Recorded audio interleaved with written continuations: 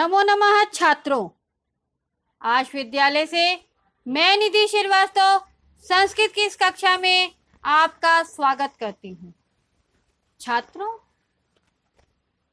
यशोदा माँ अर्थात शिशु लालनम। यशोदा माँ ने कैसे दूसरे के बच्चे को अपने गले से सीने से लगाया और कैसा अपना शिशु प्यार दिखाया। तो छात्रों, आज जिस पाठ की, जिस अध्याय की हम चर्चा कर रहे हैं उसमें शिशु लालनम के बारे में बताया गया है। शिशु लालनम का अर्थ होता है बच्चों से प्यार, शिशु स्नेह। ठीक है छात्रों, तो क्लास 10th में शिशु लालनम ये जो पाठ है ये कहीं और का नहीं है। ये राजा राम, अयोध्या के राजा जो हैं उनके बारे में ही उसके इस पाठ में चर्चा की गई है। छात्रों, इस पाठ में राजा राम लव कुश के साथ अपना प्यार किस तरह से जता रहे हैं, किस तरह से बता रहे हैं, उसके बारे में इस पाठ में अध्ययन कराया गया है। ठीक है छात्रों, तो आइए हम देखते हैं कि शिशु लालनम में हमारे प्रसिद्ध नाटककार दिंगनाथ जी क्या कह रहे हैं। तो क्लास 10 संस्कृत चतुर्था पाठा शिशु लालनम का प्रथमा भाग। प्रस्तुत पाठ में पाठ परिचय और नाट्यांश का हिंदी भाषा में अर्थ है और जो भी संधियां आई हैं उसका संधि विच्छेद पर हमने प्रकाश डाला। तो छात्रों देखिए आप, पाठ परिचय। प्रस्तुत पाठ संस्कृत वाङ्मय के प्रसिद्ध नाटक कुंदमाला के 5म अंक से संपादित कर लिया गया है। यानी यह जो पाठ है वो संस्कृत साहित्य, वाङ्मय यानी साहित्य के जो प्रसिद्ध नाटक कुंदमाला है उसके 5वें अध्याय से लिया गया है और इसके रचयिता प्रसिद्ध नाटककार संस्कृत साहित्य के दिंगनाथ लेखक हैं। इन्होंने इस नाटक के अंश में राम, कुश और लव को सिंहासन पर बैठाना चाहते हैं। मतलब यह जो अध्याय है इसमें बताया जा रहा है कि राजा राम जो अयोध्या के राजा हैं वो कुश और लव दोनों को सिंहासन पर बैठाना चाह रहे हैं, परंतु वो दोनों कितनी अति शालीनता पूर्वक मना कर दे रहे हैं। तो उसी के बारे में इस पाठ में चर्चा की गई है। तो किंतु वे दोनों अति शालीनता पूर्वक मना करते हैं। सिंहासनारूढ़ राम, कुश और लव के सौंदर्य से आकृष्ट होकर उन्हें अपनी गोद में बिठा लेते हैं। यानी जब वो मना कर रहे हैं तो सिंहासन पर चढ़े हुए राम जो हैं वो कुश और लव को सिंहासन पर न बैठाकर अपने गोद में बैठा लेते हैं, उनके सौंदर्य से आकृष्ट होकर। यानी बच्चों का जो मासूमियत भरा चेहरा होता है उससे हर कोई लालायित हो जाता है और हर कोई उन्हें अपनी ओर आकृष्ट करना चाहता है। तो छात्रों, वो भी राजा राम भी इतने बड़े राजा थे, फिर भी वो लव कुश के प्यार में वो इतने खींचे चले जाते हैं कि वो उन्हें अपने गोद में बैठा लेते हैं और बहुत खुशी का माहौल होता है और बहुत खुश महसूस होता है। इस पाठ में शिशु स्नेह का अत्यंत ही मनोहारी वर्णन किया गया। यानी यहाँ पर कुश और लव के माध्यम से राजा राम के मन में और जो हम जनता के मन में होता है शिशु स्नेह, उसका बहुत ही सुंदर चित्रण यहाँ पर किया गया। तो छात्रों आइए देखिए, ये गद्यांश सिंहासनस्थ से चालू होकर स्वम तक है। तो ध्यान दीजिएगा छात्रों, कठिन वर्डों को बहुत ही ध्यान से पढ़ना है। सिंहासनस्था रामः तथा प्रविष्टा विदूषकेनोपदिश्यमान मार्गो तापसौ कुशलवो। सिंहासनस्थ यानी सिंहासन पर, राम यानी राजा राम, तो सिंहासन पर बैठे हुए हैं राजा राम। तथा प्रविशता यानी तथा यानी उसके बाद, प्रविशता यानी प्रवेश करते हैं। कौन? विदूषकेनोपदिश्यमान मार्गो, यानी विदूषक के द्वारा उपदिश्य यानी दिखाए गए, मान मार्ग यानी मार्ग वाले। तो विदूषक हैं मंत्री, उनके द्वारा दिखाए गए मार्ग वाले। तापसो यानी तापसी, जो तपस्वी का रूप धारण करते हैं उनको तापसो बोलते हैं। तो तापसी कौन? कुश लवो, यानी कुश और लव प्रवेश कर रहे हैं। ठीक है, तो ये नाटक है और इस नाटक में बताया जा रहा है कि सिंहासन पर राजा राम बैठे हैं, उसके बाद विदूषक के द्वारा दिखाए गए मार्ग पर, मतलब मंत्रियों के द्वारा दिखाए गए मार्ग पर दो तापसी कुश और लव प्रवेश करते हैं। यहाँ पर संधि देखिए छात्रों, विदूषकेनोपदिश्यमान मार्गो अर्थात विदूषकेन प्लस उपदेश्यमान प्लस मार्गो। ठीक है छात्रों, नाउ नेक्स्ट वन आगे देखिए। विदूषका इत इत आर्यो, यानी विदूषक कह रहा है इत इत आर्यो यानी इतः इतः आर्यो, अर्थात इधर इधर आर्य। दो लोग हैं इसलिए आर्यो शब्द का प्रयोग किया गया है। तो इत इत आर्यो यानी इधर इधर आर्यो।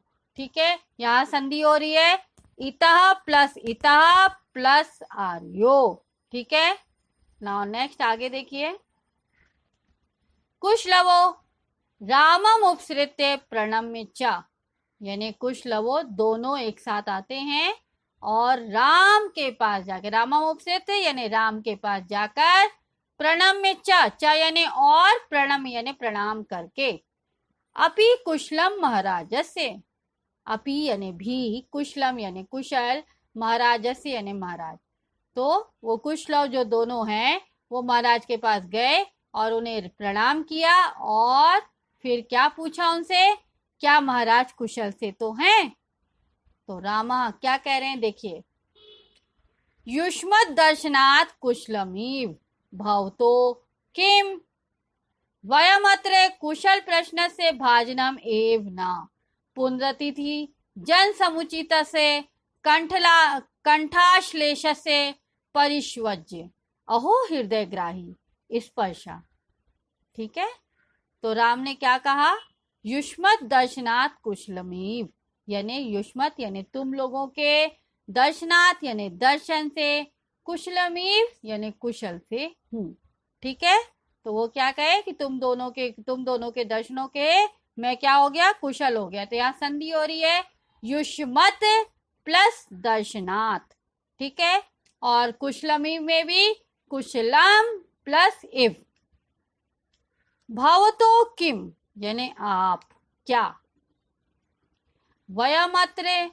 वयमत्र यानी क्या आप, अत्र यानी यहाँ, वयम यानी हम लोग, कुशल प्रश्न से यानी कुशल का प्रश्न, भाजनम यानी पात्र, एव यानी ही, ना यानी नहीं, पुनर्तिथि जन समुचित से, यानी यहाँ पर अतिथि जन के योग्य, कंठाश्लेष से यानी कंठ यानी गले, अश्लेष से यानी आलिंगन करने के लिए।